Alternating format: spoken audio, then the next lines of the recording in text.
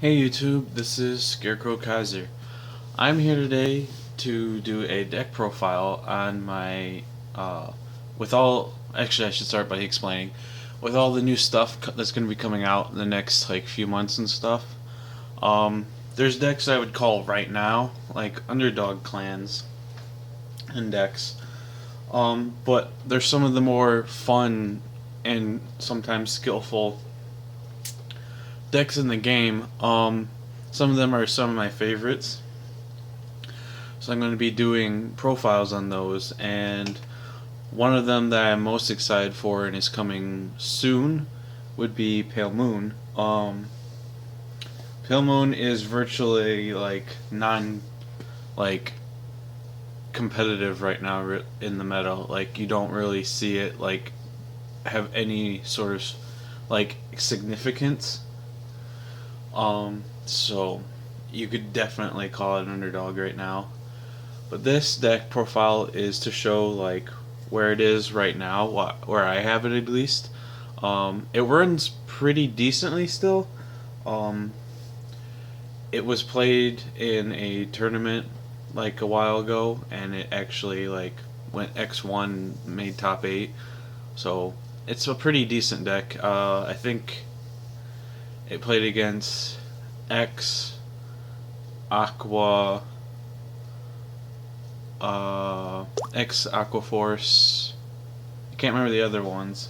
I remember playing against those two, but whatever. It went 3-1, so it did pretty decent. But so I'm gonna get started with this. Yeah. So this is a Break Ride Legion build. There are other builds you could do, but this is what I found is the best functioning build of any Pale Moon option we have right now. So I'm gonna get started with my grade 3s. A big part of the deck is that I play the Break Ride Miracle Pop Ava. I think she's one of the better Break Rides that they came out with. She's really good. Early game, just riding her, she gets some soul charges in to set you up for late game. And her Break Ride is really cool, moving 2 cards in, 2 cards out to set up combos and do a big assault on the opponent. It combos really well also with the Legion. Very strong. This card I think is underestimated in terms of how good it is. It puts out a very big, powerful turn push. After that, it kind of doesn't do anything. But the turn that you do Legion, if you're doing the Break Ride and stuff together, it's a very powerful turn. Next, onto the grade 2s. So, obviously, since it's a Legion, we have the Legion mate, Barking Tiger. Very, very cool card. Very good. The only thing that can make it better is if you didn't have to be in Legion for it to work. Then it would just be an amazing, probably a staple in Pale Moon. But still a very good card. It's the turn that you do the Break Ride Legion. This thing's power skyrockets. That's really what the point of the Legion Break Ride turn is to abuse this card. So it's ideally probably the best turn to ride, honestly, because it gets it into your soul, so you can save it there till late game when you're ready to bring it out from the Legion Break Ride and go off. Next for my grade 2s is also one of the biggest cards in the deck. And it might catch people off guard because people aren't used to thinking about it, but I play 3 of this guy. He's a Cray Elemental, and his skill is if he hits, you can retire him, and you can go grab a unit from your deck that has Limit Break. So I use him to go grab the Break Ride, which is very, very helpful in this deck. It kind of acts as on turn 2. It helps me go get a grade 3 if I don't have one, or if I don't have the Break Ride yet, it lets me go get the Break Ride, because it's very important in this deck that you're going to ride your Break Ride first, not the Legion. So he helps ensure that.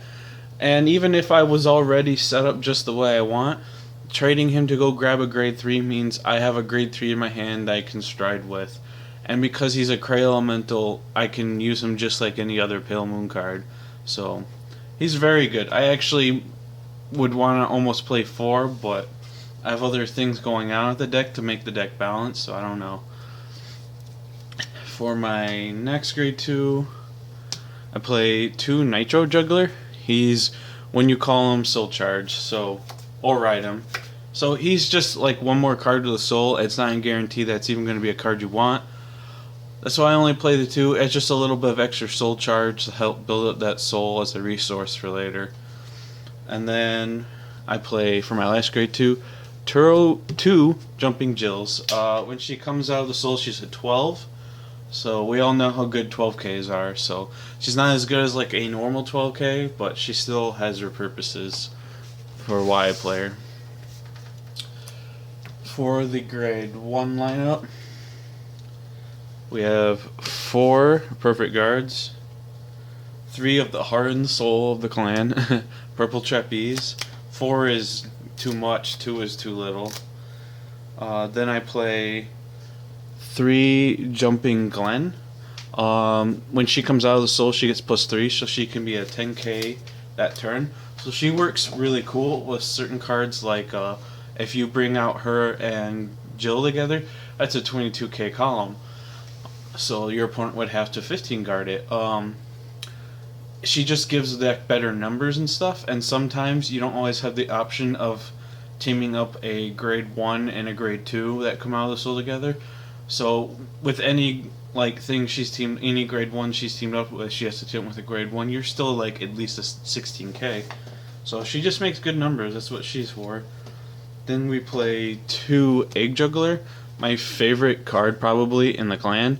Egg Juggler is amazing.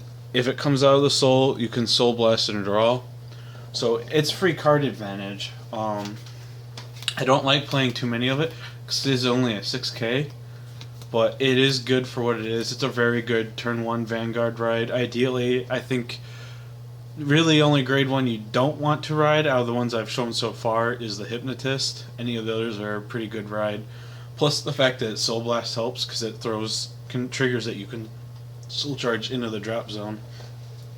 My last grade 1 is 2 Skull Jugglers, same reason for Nitro Juggler, just a little bit more soul charge. And for my starter, I run the Girl Who Crossed the Gap. A very solid, good card, just counterblast 1 trader for something in the soul. You can trade her for like the Egg Juggling into the draw, or Glenn to make a power column. Just a good card. And for the trigger lineup, I do 4, 2 for a total of 10 crits, and then I played just 2 draws. I know that might seem a little bit weird. I like to have a lot of crits. It's strong in this deck to push your opponent in that corner and then make really big power columns the turn you go off. But I still like to have a little bit of draw power, but I know it sounds weird, but that's just how I play it. And it works really well. And my last is my 4 heals. For the grade 4s, I play just these 3 guys, 4, 2, and 2. So for now, that's the best options there are. He's just good pressure, and then these are just power attacks. So yeah, 2 blizzes. You can blizz it twice in the same game, and that can sometimes just be too much for a person, especially when you have a really high crit count. So that's it for this deck profile. Thank you for watching.